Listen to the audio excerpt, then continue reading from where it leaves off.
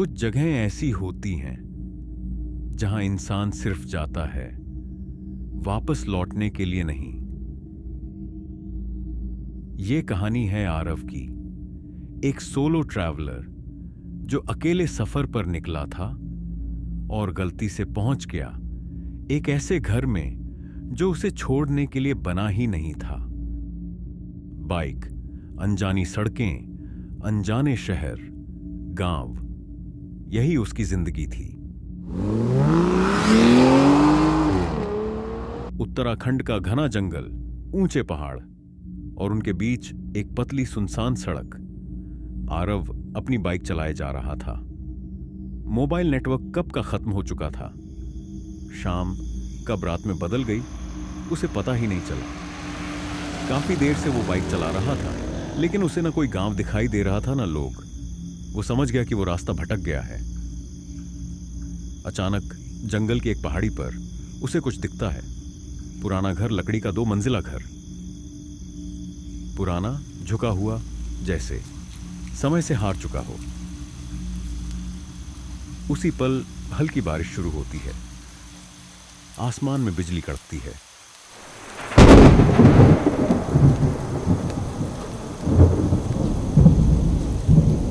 आरव सोचता है, अगर आगे फंस गया तो रात इसी जंगल में कटेगी।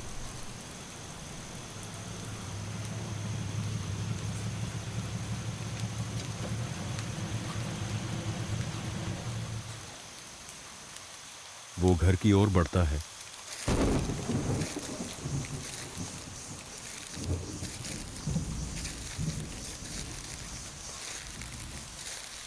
वो बाहर से आवाज देता है, कोई है?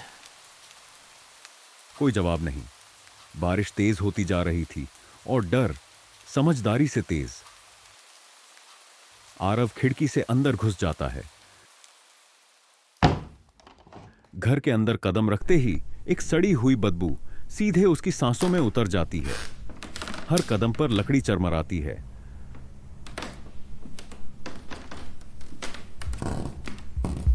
आरव को लगता है कोई उसके पीछे चल रहा है। वो पलटता है, लेकिन पीछे कुछ नहीं। बार बार वहीं होता है। वो एहसास जाता नहीं।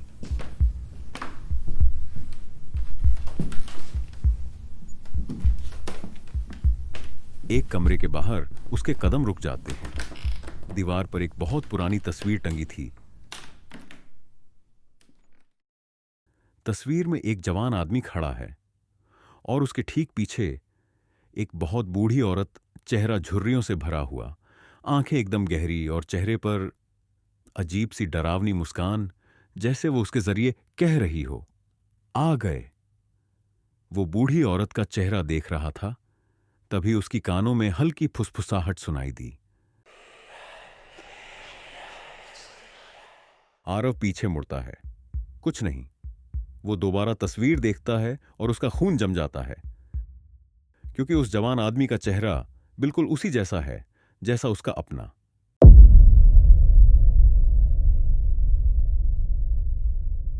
आरव कमरे के अंदर जाता है।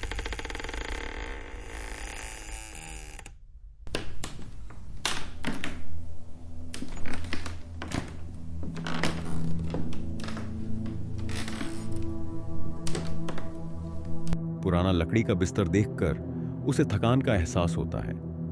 वो धूल साफ करता है और बिस्तर पर लेट जाता है। थकान के कारण वो पल भर में गहरी नींद में चला जाता है। सपने में वही बूढ़ी औरत, सफेद बिखरे बाल, झुर्रियों से भरा चेहरा, वही डरावनी मुस्कान। वो आरव की छाती पर बैठी है और उसका गला दबा रही है। आरव छटपटाता है, लेकिन शरीर उसका साथ नहीं देता। अचानक उसकी आंखें खुलती हैं। वो हांफते हुए उठकर बैठता है।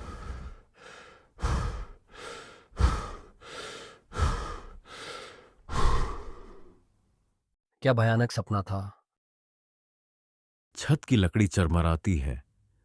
वो धीरे धीरे ऊपर देखता है। वही बूढ़ी औरत छत से उल्टी लटकी थी।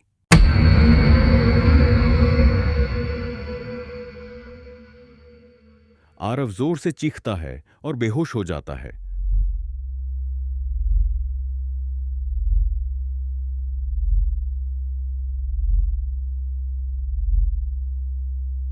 कुछ देर बाद होश आने पर वो देखता है कि वो औरत उसके पैरों के पास बैठी होती है। वही बेहद डरावनी मुस्कुराहट। आरव कांपती आवाज में कहता है, मुझे माफ कर दो। और बिना पीछे देखे वो खिड़की से कूदकर घर से भाग जाता है। बाइक निकालकर चल पड़ता है।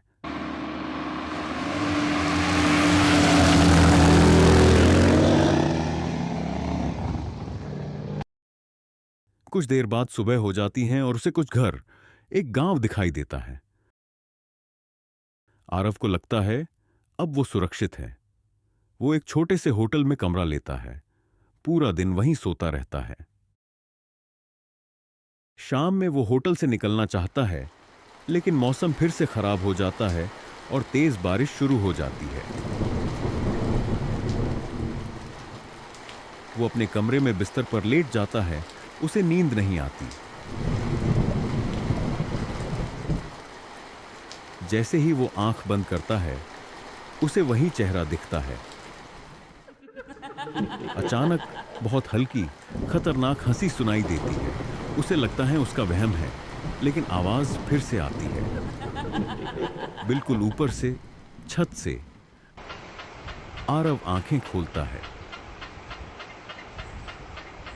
छत के पंखे पर वही बूढ़ी औरत लटकी हुई थी और झूल रही थी। डर के मारे आरव कमरे से बाहर भागता है और गलियारे में आ जाता है। गलियारा कुछ ज्यादा ही लंबा दिखाई देता है। आरव पागलों की तरह भागने लगता है, लेकिन गलियारा खत्म ही नहीं होता, मानो उसका कोई अंत ही ना हो। वो मदद के लिए चिल्लाता है, लेकिन कोई नहीं आता। भागते भागते आरव थक जाता है। चारों तरफ धुंध फैल जाती है। अंधेरा गहराता है। गलियारा धीरे धीरे एक सुरंग में बदल जाता है। डर के कारण आरव आगे ही भागता रहता है।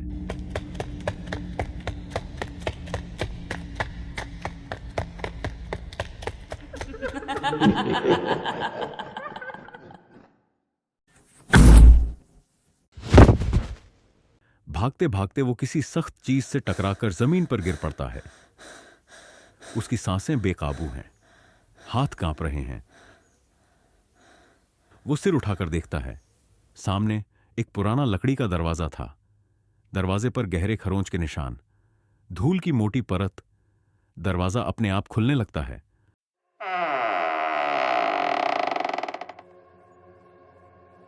आरव इतना डरा हुआ था कि बिना कुछ सोचे वो अंदर चला जाता है, उस बूढ़ी औरत से बचने के लिए। दरवाजा जोर से बंद हो जाता है। वो घुटनों के बल बैठ जाता है।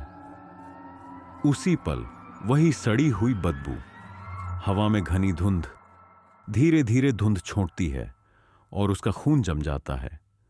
वो उसी घर में था, उसी लकड़ी के फर्श पर, उसी डरावनी खामोशी में।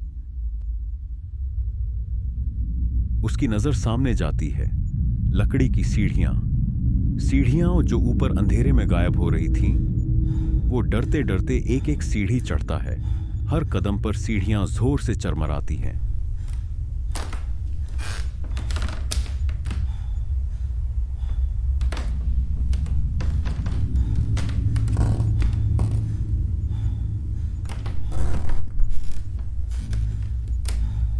वो बीच में रुकता है, सांस रोक लेता है। ऊपर से बहुत हल्की हंसी की आवाज आती है। डर के मारे वो तेजी से ऊपर भागता है। ऊपर एक संकरा गलियारा था। दोनों तरफ बंद कमरे थे। वो पहला दरवाजा खोलता है। अंदर एक कमरा, बीच में वही पुराना बिस्तर, फटी हुई चादर, सब कुछ पहले जैसा।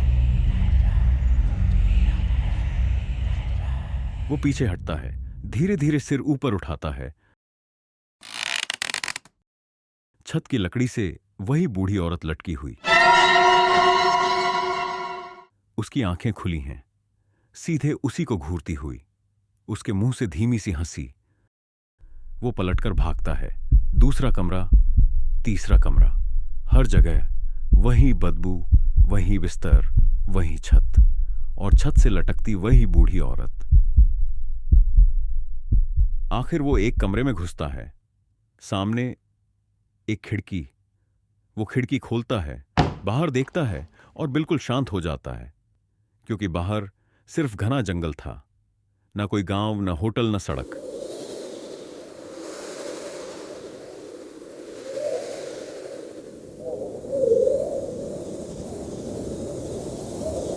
आसमान में बिजली कड़कती है और उसी पल खिड़की के ऊपर से वो बूढ़ी औरत उल्टी लटकते हुए सीधे उसके चेहरे के सामने आ जाती है। वो पीछे हटता है, फिसलता है, जमीन पर गिर पड़ता है। वो औरत दीवार से चिपककर किसी कीड़े की तरह नीचे उतरती है, उसकी छाती पर बैठती है, ठीक उसी तरह जैसे उसने सपने में देखा था।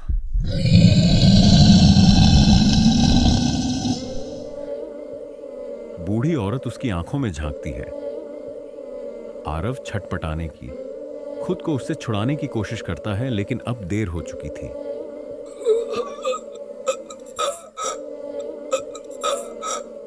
उसके शरीर पर उस बूढ़ी औरत ने कब्जा कर लिया था। आरव का शरीर बर्फ की तरह जम गया था। उसका मुंह अपने आप खुल गया। बूढ़ी औरत ने भी उसका मुंह खोल लिया और उसने आरव के खुले मुंह से आरव की आत्मा खींच ली।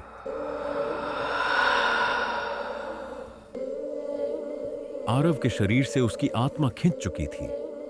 उसका शरीर अब किसी इंसान जैसा नहीं था।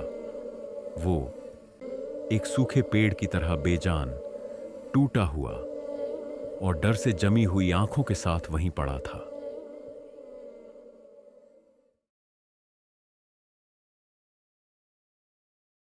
कुछ दिन बाद एक शाम, तूफानी बारिश के बीच उसी पहाड़ी रास्ते पर एक और बाइक उसी 2 मंजिला पुराने लकड़ी के घर के सामने आकर रुकती है।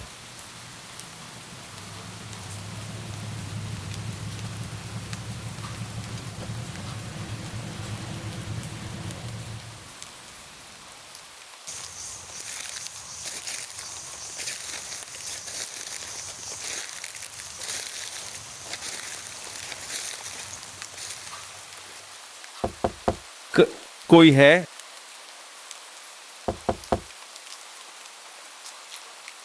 कोई जवाब नहीं, सिर्फ बारिश और घर की खामोशी।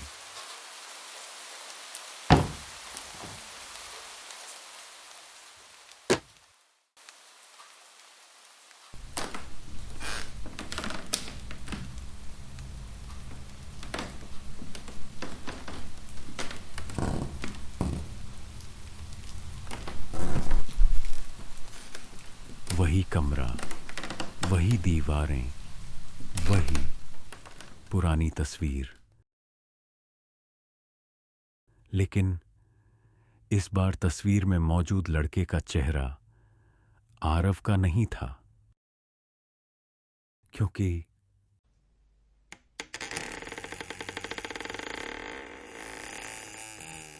अब छत की लकड़ियों से उल्टा लटके हुए थे वो बूढ़ी औरत और आरव।